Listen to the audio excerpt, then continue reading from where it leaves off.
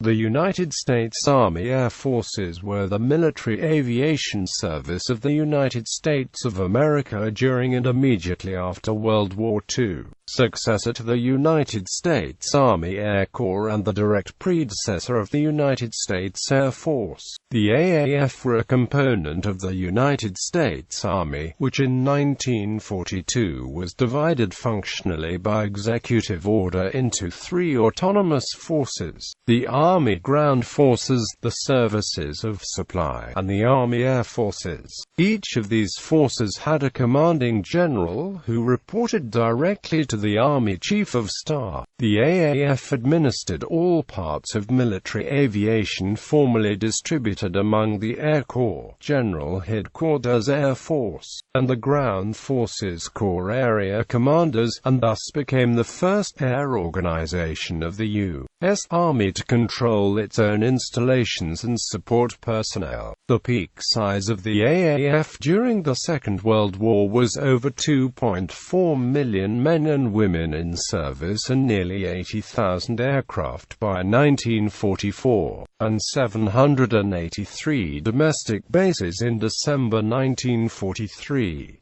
By VE Day, the Army Air Forces had 1.25 million men stationed overseas and operated from more than 1,600 airfields worldwide. The Army Air Forces were created in June 1941 to provide the Air Arm greater autonomy in which to expand more efficiently, to provide a structure for the additional command echelons required by a vastly increased force, and to end an increasingly divisive administrative battle within the Army over control of aviation doctrine and organization that had been ongoing since the creation of an aviation section within the Army Signal Corps in 1914.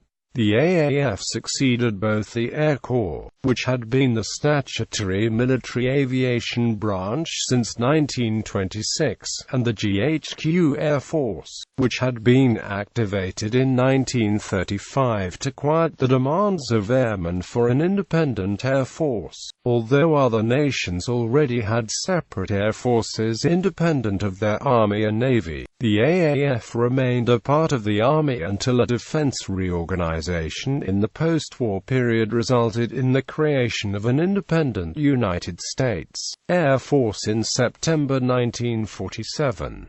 In its expansion and conduct of the war, the AAF became more than just an arm of the greater organization. By the end of World War II, the Army Air Forces had become virtually an independent service.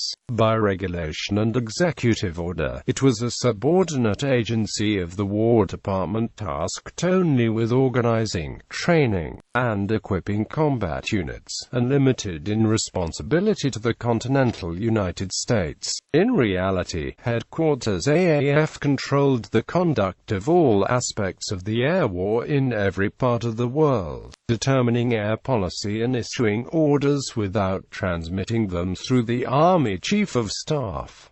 This contrast between theory and fact is fundamental to an understanding of the AAF. Creation. Unity of command problems in the Air Corps. The roots of the Army Air Forces arose in the formulation of theories of strategic bombing at the Air Corps Tactical School that gave new impetus to arguments for an independent Air Force, beginning with those espoused by Brig. Gen. Billy Mitchell that led to his later court-martial, despite a perception of resistance and even obstruction then by the bureaucracy in the War Department General Staff, much of which was attributable to lack of funds. The Air Corps later made great strides in the 1930s, both organizationally and in doctrine. A strategy stressing precision bombing of industrial targets by heavily armed, long-range bombers emerged. formulated by the men who would become its leaders. A major step toward a separate Air Force came in March 1935, when command of all combat air units within the continental United States was centralized under a single organization called the General Headquarters Air Force. Since 1920, control of aviation units had resided with commanders of the core areas, following the model established by Commanding General John J. Pershing during World War I. In 1924, the General Staff planned for a wartime activation of an Army General Headquarters, similar to the American Expeditionary Forces model of World War I, with a GHQ Air Force as a subordinate component. Both were created in 1933 when a small conflict with Cuba seemed possible following a coup d'etat, but were not activated. Activation of GHQ Air Force represented a compromise between strategic air power advocates and ground force commanders who demanded that the Air Corps mission remain tied to that of the land forces. Air power advocates achieved a centralized control of air units under an air commander, while the WDGS divided authority within the Air Arm and assured a continuing policy of support of ground operations as its primary role. GHQ Air Force organized combat groups administratively into a strike force of 3 wings deployed to the Atlantic, Pacific, and Gulf coasts, but was small in comparison to European air forces. Lines of authority were difficult at best, since GHQ Air Force controlled only operations of its combat units while the Air Corps was still responsible for doctrine, acquisition of aircraft, and training. Corps area commanders continued to exercise control over airfields and administration of personnel, and in the overseas departments, operational control of units as well. Between March 1935 and September 1938, the commanders of GHQ Air Force and the Air Corps, Major Generals Frank M. Andrews and Oscar Westover respectively, clashed philosophically over the direction in which the Air Arm was moving, exacerbating the difficulties. The expected activation of Army General Headquarters prompted Army Chief of Staff George C. Marshall to request a reorganization study from Chief of the Air Corps Marge. Gen. Henry H. Arnold, resulting on 5 October 1940 in a proposal for creation of an air staff, unification of the Air Arm under one commander, and equality with the ground and supply forces. Arnold's proposal was immediately opposed by the General Staff in all respects, rehashing its traditional doctrinal argument that, in the event of war, the Air Corps would have no mission independent of support of the ground forces. Marshall implemented a compromise that the Air Corps found entirely inadequate, naming Arnold as acting Deputy Chief of Staff for Air, but rejecting all organizational points of his proposal. GHQ Air Force instead was assigned to the control of Army General Headquarters, although the latter was a training and not an operational component, when it was activated in November 1940. A division of the GHQ Air Force into 4 geographical air defense districts on 19 October 1940 was concurrent with the creation of air forces to defend Hawaii and the Panama Canal. The air districts were converted in March 1941 into numbered air forces with a subordinate organization of 54 groups. Army Air Forces created the likelihood of U.S. participation in World War II prompted the most radical reorganization of the aviation branch in its history, developing a structure that both unified command of all air elements and gave it total autonomy and equality with the ground forces. By March 1942, In the spring of 1941, the success in Europe of air operations conducted under centralized control made clear that the splintering of authority in the American Air Forces, characterized as Hydra-headed by one congressman, had caused a disturbing lack of clear channels of command. Less than 5 months after the rejection of Arnold's reorganization proposal, a joint U.S.-British strategic planning agreement refuted the General Staff's argument that the Air Corps had no wartime mission except to support ground forces. A struggle with the General Staff over control of air defense of the United States had been won by airmen and vested in 4 command units called numbered air forces. But the bureaucratic conflict threatened to renew the dormant struggle for an independent United States Air Force.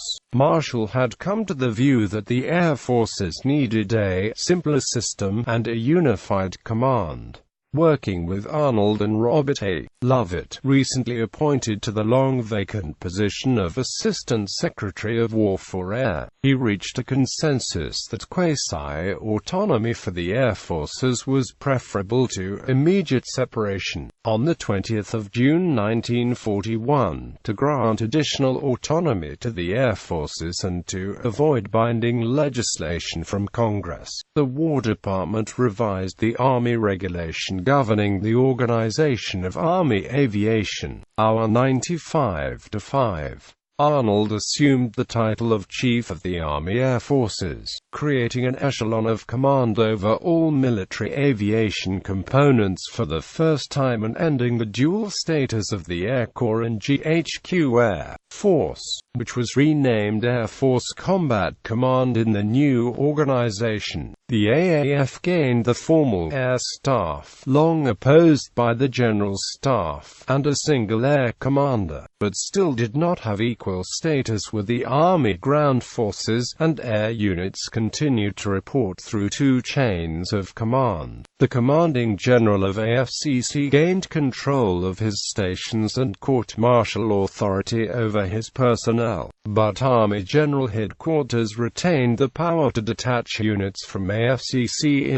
by creating task forces. The WDGS still controlled the AAF budget and finances, and the AAF had no jurisdiction over units of the Army Service Forces providing housekeeping services as support, nor of air units, bases, and personnel located outside the continental United States. Arnold and Marshall agreed that the AAF would enjoy a general autonomy within the War Department until the end of the war, while its commanders would cease lobbying for independence. Marshall, a strong proponent of air power, left understood that the Air Force would likely achieve its independence following the war. Soon after the Japanese attack on Pearl Harbor on the 7th of December 1941, in recognition of importance of the role of the Army Air Forces, Arnold was given a seat on the Joint Chiefs of Staff, the planning staff that served as the focal point of American strategic planning during the war, in order that the United States would have an air representative in staff talks with the British counterparts on the combined chiefs.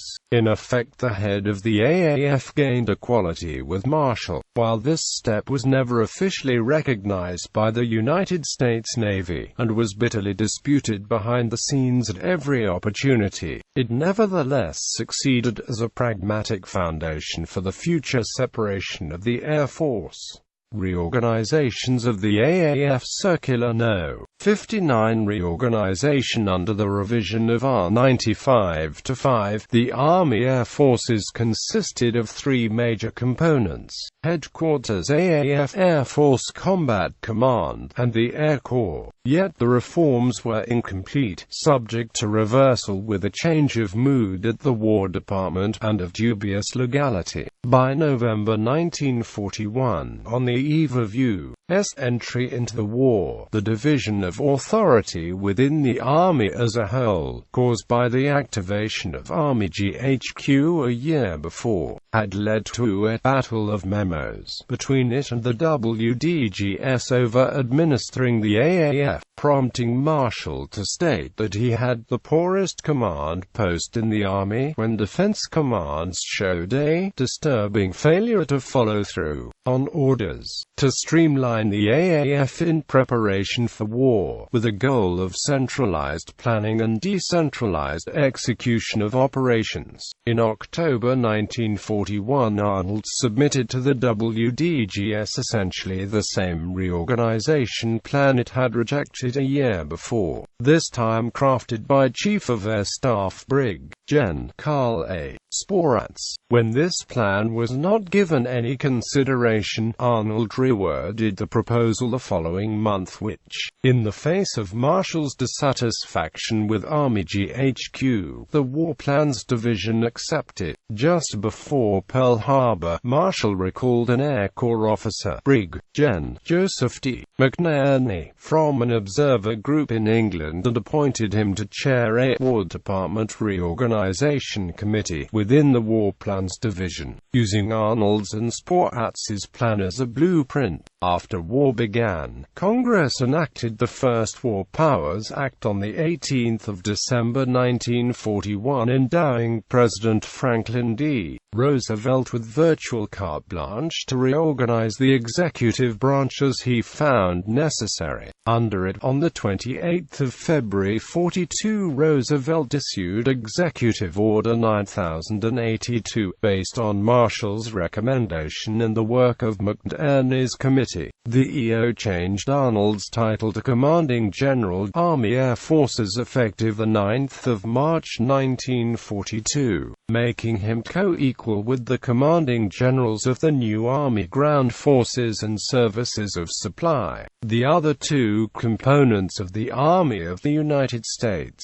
The War Department issued Circular No. 59 on 2 March that carried out the executive order, intended as a wartime expedient to expire 6 months after the end of the war. The three components replaced a multiplicity of branches and organizations, reduced the WDGS greatly in size, and proportionally increased the representation of the Air Force's members on it to 50%. In addition to dissolving both Army General Headquarters and the Chiefs of the Combat Arms, and assigning the training functions to the Army Ground Forces, War Department Circular 59 reorganized the Army Air Forces, disbanding both Air Force Combat Command and the Office of Chief of the Air Corps, eliminating all its training and organizational functions, which removed an entire layer of authority. Taking the former functions were 11 numbered air forces and 6 support commands. The circular also restated the mission of the AAF, in theory removing from it responsibility for strategic planning and making it only a CONUS, training and supply agency. But from the start, AAF officers viewed this as a paper restriction negated by Arnold's place on both the Joint and Combined Chiefs, which gave him strategic planning authority for the AAF, a viewpoint that was formally sanctioned by the War Department in mid-1943 and endorsed by the President. The Circular No. 59 reorganization directed the AAF to operate under a complex division of administrative control performed by a policy staff, an operating staff, and the support commands. The former field activities operated under a bureau structure, with both policy and operating functions vested in staff-type officers who often exercised command and policy authority without responsibility for results. A system held over from the Air Corps years. The concept of an operating staff, or directorates, was modeled on the RAF system that had been much admired by the observer groups sent over in 1941, and resulted from a desire to place experts in various aspects of military aviation into key positions of implementation. However, functions often overlapped. Communication and coordination between between the divisions failed or was ignored. Policy prerogatives were usurped by the directorates, and they became overburdened with detail, all contributing to the diversion of the directorates from their original purpose. The system of directorates in particular handicapped the developing operational training program, preventing establishment of an O2 command and having a tendency to micromanage because of the lack of centralized control. 4 main directorates: military requirements, technical services, personnel, and management control, were created, each with multiple subdirectorates, and eventually more than 30 officers were authorized to issue orders in the name of the commanding general. March 1943 reorganization. A strong and growing dissatisfaction with the organization led to an attempt by Lovett in September 1942 to make the system work by bringing the Directorate of Management Control and several traditional offices that had been moved to the operating staff, including the Air Judge Advocate and Budget Officer, back under the policy staff umbrella. When this adjustment failed to resolve the problems, the system was scrapped and all functions combined into a single restructured air staff. The hierarchical command principle, in which a single commander has direct final accountability but delegates authority to staff, was adopted AAF-wide in a major reorganization and consolidation on 29 March 1943.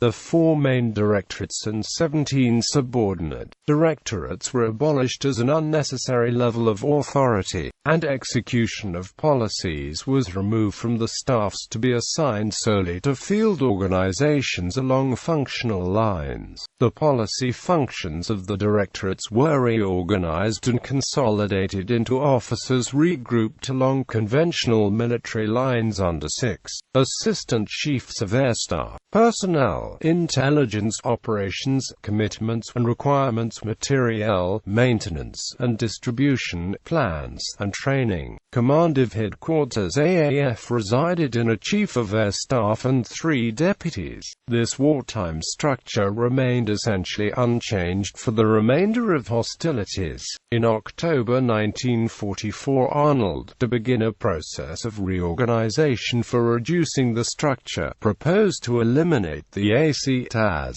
training and move his office into OC and AMP-R, changing it to Operations, Training and Requirements, but the mergers were never effected. On 23 August 1945, after the capitulation of Japan, realignment took place with the complete elimination of OC in AMP-R. The now 5 Assistant Chiefs of Air Staff were designated AC as 1 through -5, corresponding to personnel, intelligence, operations and training, materiel and supply, and plans.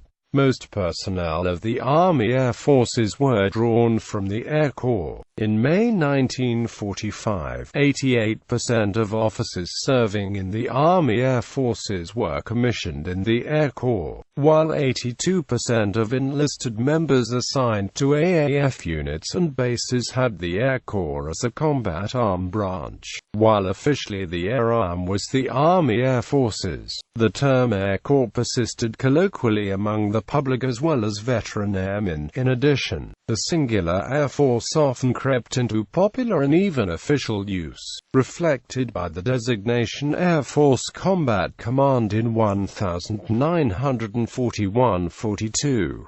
This misnomer was also used on official recruiting posters and was important in promoting the idea of an Air Force as an independent service. Jimmy Stewart, the Hollywood movie star serving as an AAF pilot, used the terms Air Corps and Air Forces interchangeably in the narration of the 1942 recruiting short, Winning Your Wings. The term Air Force also appeared prominently in Frank Capra's 1945 War Department indoctrination film, War Comes to America, of the famous iconic Why We Fight series, as an animated map graphic of equal prominence to that of the Army and Navy.